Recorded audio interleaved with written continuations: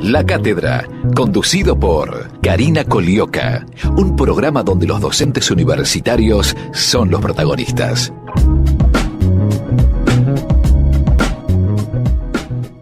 Muy buenos días, muy buenos días. Mi nombre es Karina Colioca y les doy la bienvenida a La Cátedra en un domingo especial, porque hoy es el Día de la Madre y queremos saludar a todas ellas, a las que están y a las que están sentadas en una nube también. Y decíamos que es un domingo especial porque, como todos los domingos, el saber pasa por nuestros micrófonos en este programa auspiciado por la Asociación de Docentes de la Universidad de Buenos Aires, y como siempre es un placer escucharlos y aprender de ellos, que son los que más saben. Hace unos años Andrés Calamaro se preguntaba ¿de qué hablamos cuando hablamos de amor? Y yo me pregunto hoy, para estar a tono con los tiempos, ¿de qué hablamos cuando hablamos de economía? No podemos negar que la unificación del mundo y la globalización se desarrollaron en las últimas décadas, y esto hizo que muchas personas que antes solo le prestaban, o mejor dicho, le prestábamos atención a los vaivenes financieros de nuestro propio país, comenzáramos a preocuparnos un poquito más por la de otras naciones, ¿no? En los últimos tiempos los intercambios se aceleraron tanto para bien como para mal, y lo digo porque con esos cambios también llegaron las diferentes crisis, tanto propias como ajenas. Para tratar de entender un poco más sobre qué es la economía globalizada, vino hoy a charlar con nosotros uno de los académicos más reconocidos en la materia. Él es profesor titular de Economía y Macroeconomía en el ciclo básico común, la Facultad de Ciencias Económicas y la Facultad de Derecho, subdirector de la Maestría de Economía y Turismo en la Facultad de Ciencias Económicas y director del Departamento de Economía en el ciclo básico común. Muy buenos días, el licenciado Pablo Singerman. Muchísimas gracias por estar aquí hoy en estos estudios de la radio de la Universidad de Buenos Aires. Muchísimas gracias, Karina. Un muy buen día a todos los oyentes también y a todos ustedes. Bueno, vamos a empezar a hablar un poquito de ese tema que asusta un poco al común de la gente, que es la economía, ¿no? Estamos acostumbrados a la economía casera, las que manejamos el dinero que entra en nuestras casas, pero el que entra en el país es más difícil, sobre todo si tenemos que hablar del país, de la región y del mundo, porque hoy por hoy la economía está globalizada. ¿Me equivoco? No, absolutamente está globalizada. Que eso no quiere decir que sea bueno, ¿no? Es un fenómeno que se da en los últimos 30 años, más o menos, a nivel mundial, pero no quiere decir que sea bueno. Pero, ¿por qué dijiste un tema que nos asusta, la economía? Cuando en realidad, los que somos economistas y estudiamos en nuestra querida Universidad de Buenos Aires, lo primero que nos dicen cuando comenzamos la carrera es, van a estudiar una carrera que va a servir para que después, cuando tomen decisiones, las decisiones que tomen sirvan para mejorar la calidad de vida de la gente.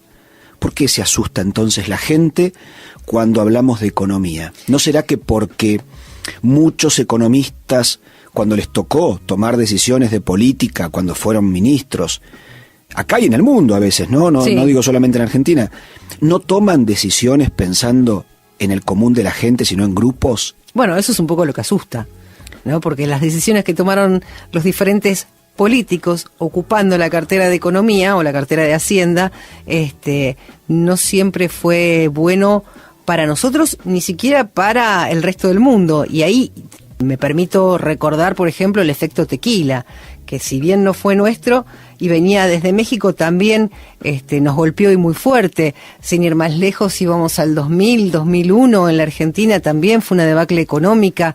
Me acuerdo del paso de Cavallo, por ejemplo, por el Ministerio de Economía, y la verdad es que uno asusta.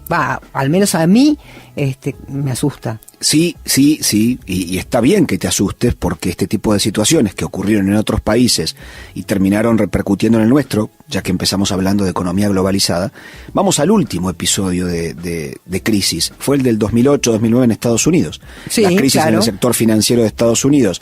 Cómo esa crisis se exportó a Europa y cómo llegó a Sudamérica. Pero ¿cómo llega? ¿Qué es lo que pasa? ¿Por qué esto de la economía globalizada decimos que no terminó siendo algo bueno para algunos países del mundo? Porque, fíjate, una crisis que se generó en Estados Unidos, un problema propio de Estados Unidos, ellos cometen un error, porque hay un sector de los Estados Unidos, que es el sector financiero, que hizo que una herramienta que ellos tenían, que tenía que ver con unos bonos y con unas hipotecas de mala calidad, le daban plata, le prestaban plata a gente insolvente, que se sabía que no iban a poder pagar esa deuda que estaban generando para comprar departamentos y casas, insolvente algunos o con poca posibilidad de repago otros, pero que eran y contenían enormes ganancias para algunos bancos, enorme, porque a esa gente que sabía que no estaba en condiciones de pedir un crédito, le pedías cualquier plata en intereses, esa gente con tal de que le prestes te decía que sí, te firmaba y te ponía su departamento y su casa de garantía. Obviamente en un momento determinado esa gente no pudo pagar más, esa gente, los bancos que prestaron eso, se lo vendieron a otros bancos que compraron ese tipo de deuda por mucho dinero, pero de baja calidad, que implicaba riesgos enormes, pero que la ganancia, si salía bien, era enorme, porque le estaban cobrando mucha plata a la gente por intereses, y esto terminó explotando por los aires. Un problema del sector financiero de Estados Unidos terminó repercutiendo en el sector de la economía real. ¿Qué llamamos los economistas la economía real? La producción, la vida tuya y la vida mía y la vida de todos nuestros hijos y amigos. ¿Qué significa? Que un problema financiero en Estados Unidos hizo que hubiese mucha gente quebrando, que hubiese mucha gente con menos plata en el bolsillo, con menos gente que compraba y consumía y demandaba en Estados Unidos. Por ende, las empresas de Estados Unidos le compraron menos a Europa, hubo crisis en Europa. La crisis en Europa trajo crisis en otros países, caso Argentina. ¿Por qué? Porque nos compraban menos. ¿Por qué? Porque tienen menos plata. Al haber una crisis, se la guardan. El que la tiene, la cuida, por temor a que vaya uno a saber lo que pasa el mes que viene. El que no la tiene, con lo cual no puede consumir, no puede demandar. Y acá es donde empiezan los problemas. Nos compran menos a nosotros vendemos menos, el que vende en Argentina produce menos, tiene que echar gente, y esos son los problemas de las crisis en las economías globales. Una crisis en Estados Unidos, en el sector financiero, trajo problemas en Estados Unidos, trajo problemas en Europa, e indefectiblemente iba a traer problemas en Sudamérica. Este es un problema grave de las economías globalizadas, de este mundo globalizado. Por eso digo que tenés razón cuando tenés miedo. Ahora, ¿cómo hacer muchas veces para evitar este tipo de situaciones? Que una crisis de otro país te afecte al tuyo. Mirá lo que está pasando ahora. La crisis de Brasil. Brasil está en crisis, ¿sí? Tiene un problema político y tiene un problema económico grave. El problema está en que Brasil deja de comprarnos a nosotros. Brasil es nuestro primer comprador de un montón de bienes y de servicios, nos compra agro, nos compra algo de industria, y nos compra mucho turismo. Venían muchos brasileros a la Argentina a consumir turismo. Ese dinero que traían los brasileros era muchísimo, eran miles de millones de dólares, con lo cual ese dinero dejó de venir porque dejaron de venir muchos brasileros porque están mal. Y entonces un hotelero argentino, un hotelero de Bariloche, un hotelero de Calafate, un hotelero de Ushuaia, un hotelero de la ciudad de Buenos Aires, un hotelero de Iguazú, un gastronómico de Córdoba, un gastronómico de Mendoza, un gastronómico de Las Leñas. El transporte, un empresario de alquiler de autos, un artesano, un negocio que vende ropa. ¿Tuvo la culpa de que Brasil cometió errores en su economía y la estamos pagando nosotros? Este tipo de cosas son las que justamente tenemos que tener mucho cuidado los que somos economistas argentinos para justamente desarrollar medidas para que cuando haya una crisis externa no termine repercutiendo en la economía de nuestro país, por ende en nuestra calidad de vida, en nuestros empresarios, en nuestros empleados, en nuestra gente, en nuestros profesionales, porque además hay mucho pyme y esa pyme da mucho empleo y no tiene la espalda muchas veces de las grandes empresas que pueden soportar este tipo de crisis externas. Bueno, estamos hablando justamente de lo que planteaste al comienzo, la economía globalizada. ¿Qué pasa cuando los errores no los cometes vos, sino que los comete alguien de afuera y te repercuten a vos, ¿no? Que hablando de la región, y vos recién hiciste referencia a la crisis en Brasil, y yo pensé que me ibas a hablar de Venezuela en primer lugar, porque si hay un lugar donde realmente la cosa se está poniendo bastante fea, eso es en Venezuela.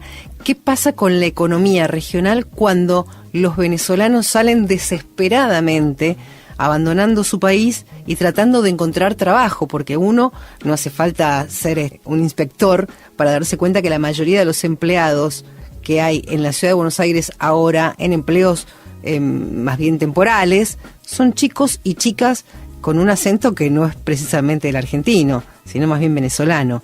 ¿Cómo incide en nuestra economía? Mira, con respecto al tema del empleo, hay muchos chicos de Venezuela, hay muchos chicos de Colombia, También, hay muchos chicos y chicas de Perú que están haciendo experiencias laborales en Argentina. Muchos vienen porque aman nuestro país y porque encuentran oportunidades laborales, y muchos vienen huyendo. A la UBA. Y a la UBA. Muchos vienen a estudiar a la UBA. En nuestra maestría en Economía y Turismo que tenemos en la Facultad de Económicas, tenemos el 65, casi el 70% de alumnos son extranjeros. Es maravilloso. Mira. Es maravilloso. Es sumamente interesante. Alumnos mexicanos, alumnos europeos, alumnos de Estados Unidos, teniendo maestrías que uno podría decir que para los oídos son más prestigiosas. Bueno, no. Estamos dentro de las primeras 10 maestrías de turismo más prestigiosas del mundo. La nuestra, de la Facultad de Económicas de la UBA. Bueno, vamos a tu pregunta. El conflicto en Venezuela, antes que político, comienza siendo económico. Claro. ¿Por qué?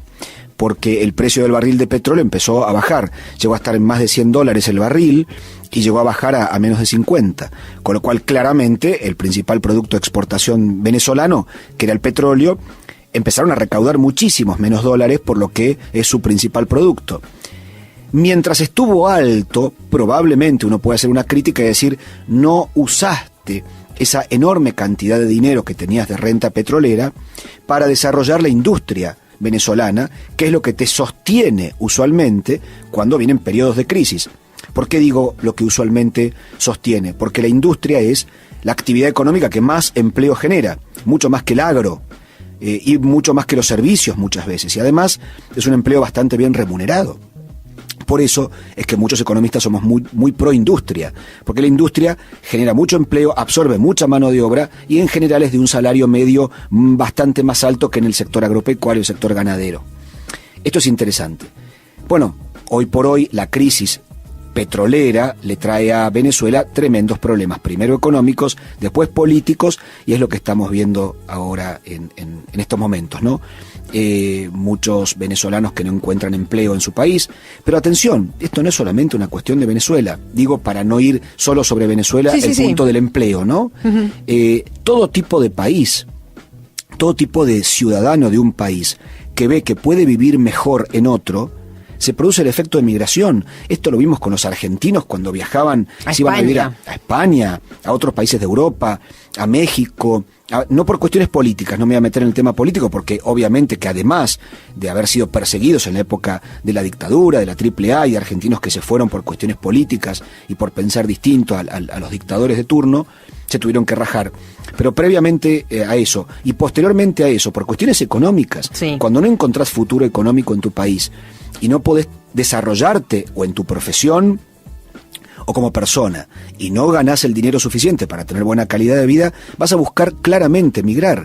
Y esto pasa, y esto a veces no lo terminan de entender los grandes líderes del mundo, que se quejan justamente porque en sus países llegan inmigrantes buscando mejor calidad de vida, pero estos líderes muchas veces cuando se reúnen en las grandes cumbres mundiales de estos líderes, no piensan en cómo hacer para que se viva mejor en los países de donde viene la gente que te llena tu país. Entonces critican, caso ahora, Trump, que critica a los mexicanos o a los inmigrantes, cuando en realidad podría estar pensando cómo hacer para ayudar a mejorar el desarrollo económico en los países de donde vienen los inmigrantes que él ahora critica. Y te juro, yo te aseguro y te lo puedo afirmar, que si yo estoy bien en mi país, y estoy bien y tengo trabajo y gano dinero y tengo buena calidad de vida, no me voy a querer ir, porque no voy a querer dejar mi familia, mis amigos, mi cancha de los domingos, mi mundo, mi cultura, mi música, mis olores, mis colores, claramente. Después puede haber alguno que se vaya porque quiere estar mejor, que esto es distinto. Y es mucho menor el flujo. Son mucho menores. Entonces, ahora, ¿tenemos espalda nosotros para poder bancar un país económicamente golpeado como el nuestro, a pesar de ser un país rico, como siempre se dice, capaz de producir alimento para 400 millones de personas, pero no podemos alimentar los 40 y pico que somos? Tenemos un alto índice de pobreza. ¿Tenemos espalda para poder absorber todo esto que está pasando en la región? Bueno, claramente estamos teniendo espalda. Yo no quiero entrar además en una discusión que a veces sabemos cómo empieza y no sabemos cómo termina. ¿Por qué? Porque podemos pensar en que tener espalda, y quizás alguien puede traducir esta pregunta, Cari, en ¿podemos seguir teniendo nuestras puertas abiertas a los hermanos de la región? Cuando eso se transforma en xenofobia. Bueno, eso voy. Cuidado, porque este tipo de charlas, muchas veces muy mal escuchadas por alguien, o muy mal vistas, o queriendo encontrarles una segunda lectura, te das cuenta, hasta los profesores de la UBA dicen que acá, no. Nuestro país es un país de puertas abiertas, lo fue desde los inicios, lo debe seguir siendo. Yo estoy absolutamente de acuerdo y estoy feliz con que la Universidad de Buenos Aires tenga alumnos extranjeros. Hay tanta discusión que hemos dado con algunas personas que con muy mala intención dicen, ¿por qué tengo que estar financiando con mis impuestos a los alumnos extranjeros que vienen a estudiar gratis a la UBA? ¿Sabes cuántos son los alumnos extranjeros en la UBA? Los alumnos que llegan al CBC de la UBA son entre el 6 y el 7%. ¿A vos te parece que se den discusiones horribles donde surge lo peor de la xenofobia de algunos sectores porque hay un 6-7% de alumnos extranjeros, cuando yo estoy orgulloso de que elijan a la UBA como universidad para cursar su carrera de grado? Orgullo me da a mí. Pero igual me parece que el debate bien dado, me parece en ese punto que el debate bien dado y sin la xenofobia y sin cargarlo, no está mal. No está mal el debate, porque también es cierto que todos aquellos argentinos que quisiesen ir a estudiar afuera deben pagar una determinada cantidad de dinero que podría ser voluntaria, que podría ser en forma, no sé, de bono, que podría ayudarnos en un montón de cosas. Pero ese sería un tema que necesitamos muchísimo más tiempo del que tenemos y que de verdad me encantaría que algún día lo toquemos a fondo, porque además estamos en la radio de la Universidad de Buenos Aires y suena a tabú cuando uno no lo toca. Y a mí me parece que es un tema, es un debate que uno se merece dar. El tema de los extranjeros en la UBA. Pero cuando yo hablaba de si teníamos espalda para bancar todo esto, me refería a una situación económica, no necesariamente de dinero, sino de estructura, para poder absorber a toda esa gente. El empleo, decís. En el empleo, a eso voy. Bueno, vos pensás que también hay empresarios que están tomando eso a los extranjeros que están llegando. Mejoras también en los impuestos, hay alguna forma, hay algún mecanismo para que ese empresario, acceda a tomar a un extranjero. No, lo que tenemos que ver también es que, no digo que todos, claramente no, porque hay empresarios brillantes en la República Argentina, empresarios que se juegan, que arriesgan y que se animan y que salen de su zona de confort y que se animan a invertir y a arriesgar. Pero hay otros empresarios que se aprovechan. Bueno, esto pasa también en el resto del mundo con los sudamericanos, ¿no? Claro. Que se aprovechan, están en negro, les pagan menos que a un europeo o que a un norteamericano. Sí, claro.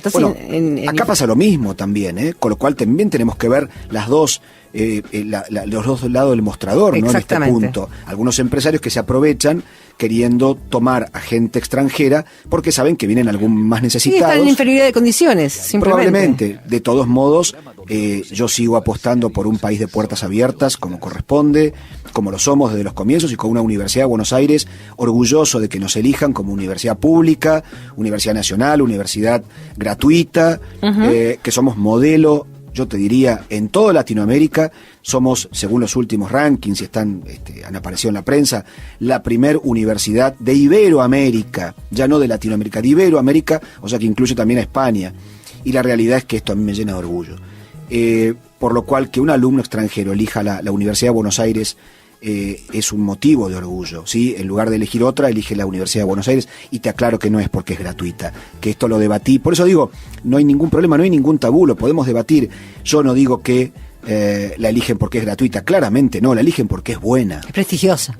Prestigiosa, es buena, salen con un título que es de los más valorados, insisto, la universidad número 1 de Iberoamérica.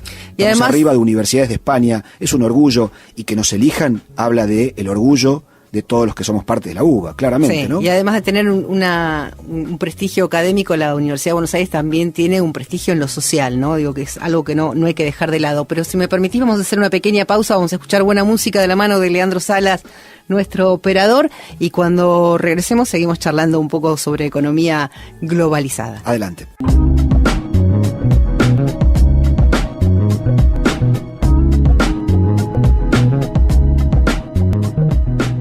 Regresamos aquí a la cátedra, el programa auspiciado por la Asociación de Docentes de la Universidad de Buenos Aires, con uno de ellos, con el economista licenciado Pablo Singerman, profesor titular de la Cátedra de Macroeconomía y Política Económica en la Facultad de Derecho, por ejemplo, entre tantos títulos. Económicas. En económicas, perdón.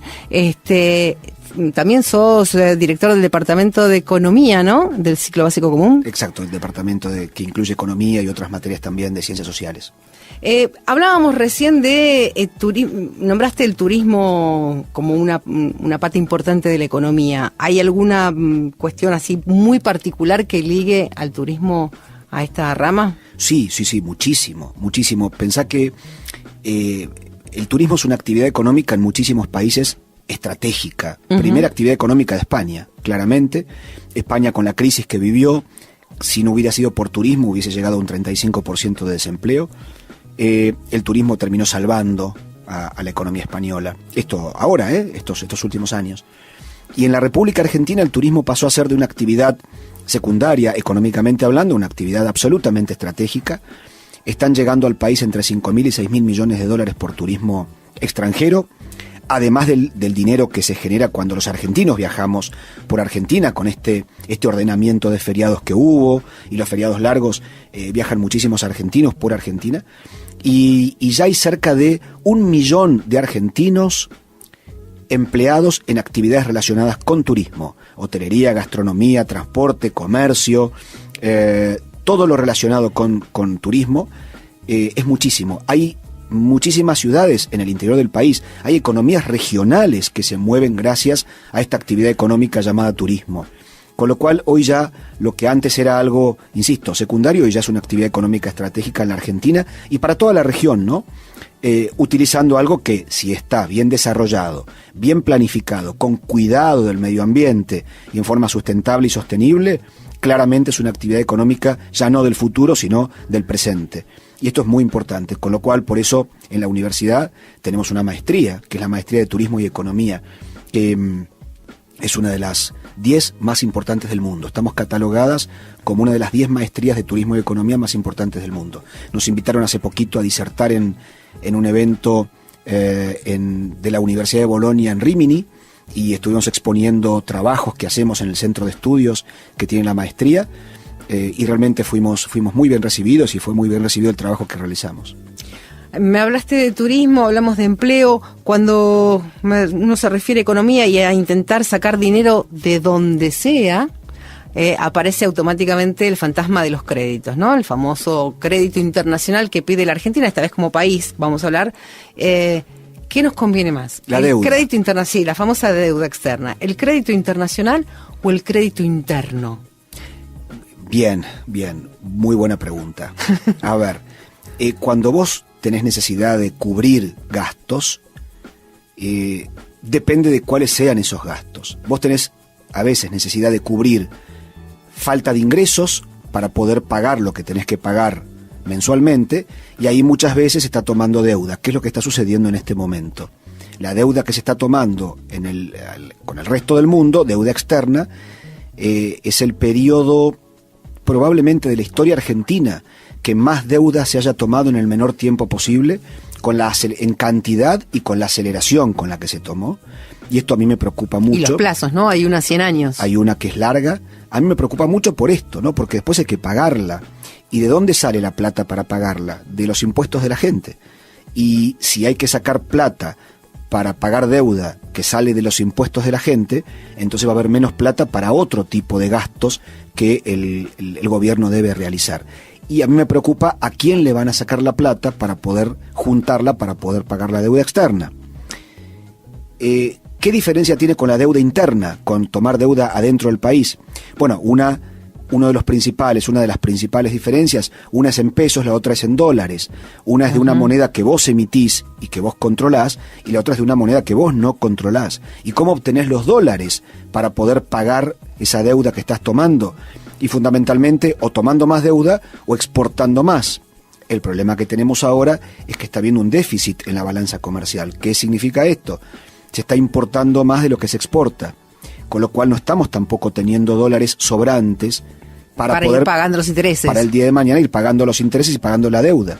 Por eso es que a mí me preocupa tanto este proceso de crecimiento tan abrupto de la deuda externa actual.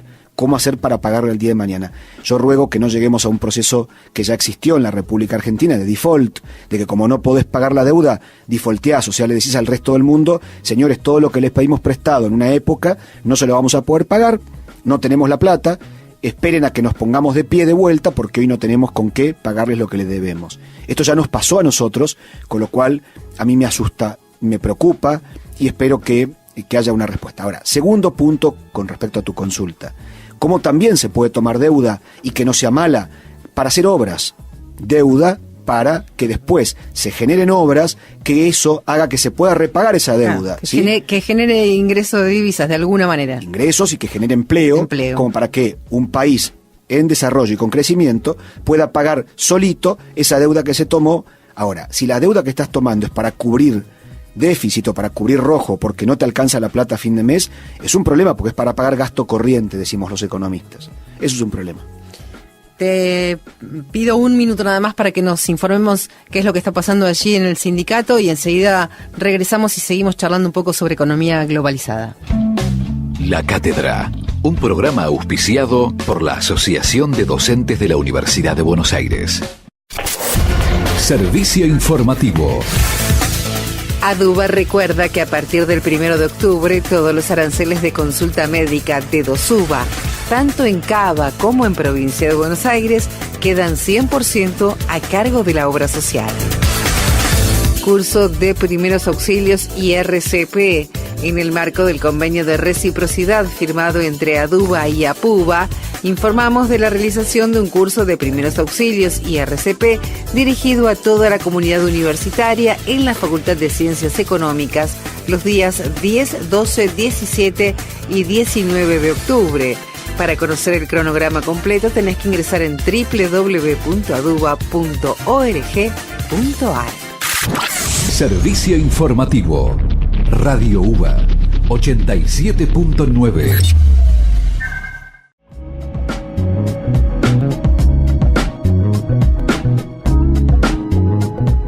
Regresamos, estamos con el licenciado Pablo Singerman aquí en la radio de la Universidad de Buenos Aires hablando de economía globalizada, y cuando hablamos de eso también me gustaría saber, Pablo, si la globalización de la economía trae aparejada una globalización del crimen. Y cuando hablo del crimen me refiero, por ejemplo, al dinero que mueve el narcotráfico, a el dinero que mueve la corrupción como la que conocimos en Odebrecht, que hoy por hoy están saltando por todas partes, gente que ha recibido coimas en un altísimo nivel y a un nivel muy gubernamental. Digo, ¿eso es así? ¿Trae aparejada la globalización de la economía el crimen? No necesariamente, no, claramente no hay un hilo conductor. ¿No se hace más fácil para que penetre todo eso? Mira, acá también es interesante que nosotros no tengamos doble vara. Uh-huh. Muchas veces, y tengo muchísimos amigos que se quejan muchas veces de la corrupción de la política o de la corrupción de los funcionarios, pero no se quejan del mismo modo de la corrupción de los empresarios que coimearon a los políticos o a los funcionarios de turno. Bueno, vende más siempre hablar del funcionario y del político de turno que por eso de digo la otra pata de Bueno, por de eso coima, digo, ¿no? que es interesante que en Argentina empecemos a medir con la misma vara, ¿no? Claro. Una corrupción y la otra. Yo digo que si hay un funcionario corrupto, hay un empresario que lo corrompió. Como así también tenemos que ver, porque en ciertos círculos y en ciertos sectores de la economía y del empresariado, no se ve como que es corrupción el abrir una cuenta en negro en un paraíso fiscal. Mi pregunta es, ¿para qué se crearon los paraísos fiscales? No los creó Argentina, ¿eh? No, por supuesto. No, claramente pero no. Muchos argentinos hacen uso de ellos. Muchos argentinos, muchos norteamericanos, muchos de todo, usan a los paraísos fiscales para esconder su dinero, que muchas veces lo usan para no pagar impuestos. El no pagar impuestos, porque tenés un dinero en un paraíso fiscal, también es corrupción, también es robarle al Estado. Porque si vos correspondía que pagues 100.000 pesos de impuestos a fin de año porque tu contador te hizo el cálculo, pero decís que no tenés que pagar eso porque la plata que supuestamente ganaste la llevaste a un paraíso fiscal y nadie sabe lo que tenés, eso es dinero que le dejó de entrar al Estado. Con lo cual, robarle de una forma, robarle de otra forma. Entonces, no siempre se ve, y esto lo charlo yo en grupo de amigos, donde esto de tener un dinero negro en una cuenta, en un paraíso fiscal, no se ve como que es corrupción también y que está mal. Entonces, también nos merecemos en este momento de Argentina un muy buen debate donde se sepa, mira, está mal esto, pero también está mal esto, está mal esto, está mal esto. La corrupción está mal de un funcionario, pero está mal el empresario que lo corrompió para poder tener un negocio. Ahora, me parece que esto es cuestión de madurez. Como también está mal abrir una cuenta en el exterior en negro. ¿Está mal tener dinero en el exterior? No. Si lo blanqueas y si decís, mira, yo tengo una cuenta en Estados Unidos y tengo tanto dinero en Estados Unidos o en Suiza y pago mis impuestos por ese dinero que tengo afuera, está perfecto, es absolutamente legal. El problema es cuando no tenés declarado y hace falta que un gobierno, que otro gobierno hagan procesos de blanqueo. Como el último que se hizo ahora, ¿no? Como el último, como otros también de otros gobiernos, para que la gente traiga lo que tiene en negro y por lo menos al blanquear eso, pague impuestos por lo que tenía afuera. Aunque la dejes afuera, como dijo el gobierno actualmente. Si querés dejarla afuera, déjala. Pero por lo menos paga impuestos por lo que decís que tenés. Impuesto a los bienes personales, fantástico. ¿Cuánto tenés? $1 millón, ¿es tuyo? Lo tenés en blanco. Ahora vas a poder hacer lo que quieras con ese millón. Pero el fisco argentino por lo menos cobra impuestos sobre ese dinero que vos tenés en el exterior. Cosa que no todo el mundo lo blanquea, los dineros que tiene afuera. Por eso digo, es un momento interesante para que nos sinceremos en todo sentido. Mejorar y fortalecer las instituciones, sí, pero también reconociendo que si hubo un funcionario corrupto, hubo un empresario que lo corrompió. Por eso digo que es de los dos lados esto. Y es interesante que de a poquito vayamos creciendo en nuestra democracia y vayamos creciendo en nuestra fortaleza de las instituciones, ¿no? Para finalizar, Pablo, y me encantaría que la respuesta fuese no. Mirá cómo te voy diciendo de entrada qué es lo que quiero.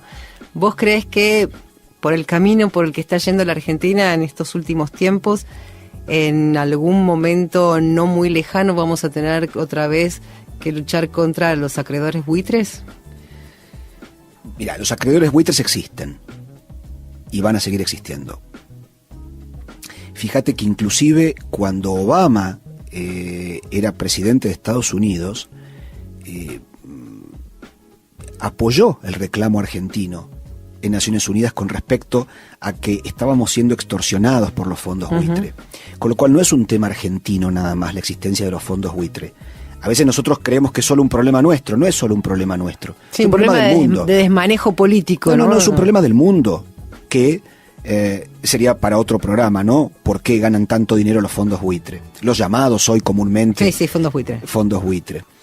Yo creo que mientras sigan existiendo, va a seguir existiendo siempre el riesgo de que podamos ser extorsionados nosotros u otros países si siguen comprando nuestra deuda y si siguen estando presentes de la manera en la que están presentes. No es simplemente un negocio que hacen como podría ser cualquier persona que con un dinero que le sobra puede comprar bonos de la deuda argentina. Están en otro negocio ellos. Por eso digo que siempre está latente la posibilidad de que vuelvan a realizar lo que suelen hacer, que es muchas veces extorsionar. Por algo se llaman fondos buitre, ¿no? Porque buscan siempre la carne podrida y buscan los muertos y buscan eso y obtienen grandes beneficios con eso. Distintos son los fondos absolutamente normales que van buscando ganancia financiera, comprando deuda de país o comprando bonos de países y punto, y ganan dinero haciendo negocios financieros. Eso es absolutamente claro, legal y no está mal. Bueno, con lo cual a tu pregunta, si hay posibilidad, mira, mientras existan los fondos buitres siempre hay posibilidad de que seamos extorsionados por fondos buitre. La última medición de la inflación salió esta semanita. El jueves pasado salió la inflación del INDEC oficial 1.9 del mes de septiembre, 1.9 con respecto al mes anterior. Es alta, una inflación alta, con lo cual ya se superó las expectativas que tenía el Banco Central, que era de 17 puntos para todo el año, con lo cual yo había dicho allá por marzo que calculaba que el año iba a terminar en 24, entre 24 y 25, calculo que va a terminar en 24 y 25. De todos modos, el Banco Central cuando dice lo que espera para un año, lo hace también para ir formando expectativas, ¿no? Para que los sindicatos no reclamen o no, en paritarias no discutan por un valor tan alto, sino que se ajusten a lo que dice el Banco Central, y para que la gente también tenga expectativas de inflación más baja. Lamentablemente la realidad está contradiciendo las expectativas de Sturzenegger en el Banco Central, y todavía faltan 3 meses, ¿no? Octubre, noviembre, diciembre. Y las elecciones en el medio. Y después de las elecciones, si llega a haber el tan anunciado aumento de tarifas y de naftas, eso va a repercutir para que sea aún más alta la inflación al finalizar el año, con lo cual me preocupa a ver qué va a pasar con las paritarias el año que viene, ¿no? Que es, en definitiva, es recuperar el poder adquisitivo de los trabajadores y de la gente, de nosotros, en definitiva, para que podamos continuar consumiendo y demandando y no empeoremos nuestra calidad de vida, ¿no? Las cláusulas de ajuste sirven en las paritarias, entonces, digo, eso que fue tan maltratado al principio y por parte de las autoridades diciendo que no se iba a utilizar y que en definitiva va a tener que sí ser usado si llegamos a los 24 o 25, como vos bien estás diciendo, es una buena forma de paliarlo. Yo calculo que los gremios y los sindicatos que hayan firmado con cláusula gatillo, calculo que van a tratar de hacerla aplicar, ¿no? Pablo Singerman, muchísimas gracias. Como siempre, un placer escucharte. Sos súper fácil de entender y me quedaría horas, pero sé que te tenés que ir muy rapidito. Es un domingo complicado para todos nosotros. Nosotros nos vamos a reencontrar contigo, si querés, la próxima semana. ¿Te parece? Con mucho gusto, y aprovecho a dedicarle un feliz Día de la Madre a todas las mamás, para todos en este domingo hermoso. Salimos todos corriendo para ir a almorzar con nuestros niños. A ustedes no me queda más que despedirlos hasta el próximo domingo a las 9 de la mañana en punto, cuando nos reencontremos aquí para volver a vivir una cátedra, el programa auspiciado por la Asociación de Docentes de la Universidad de Buenos Aires. Chau, pásenla lindo, feliz Día de la Madre.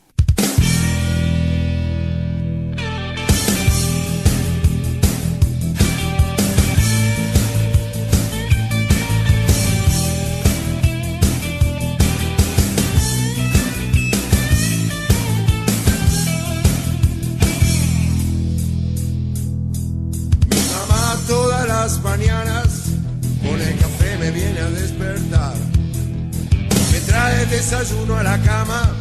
No existe nadie como su mamá, no existe nadie como mi mamá. Mi vieja es una jubilada, toda su vida laburó sin parar, toda su vida, toda su vida, toda su vida laburó sin parar. Toda su vida laburó sin parar. Nadie se atreva a tocar a mi vieja, porque mi vieja es lo más grande que hay.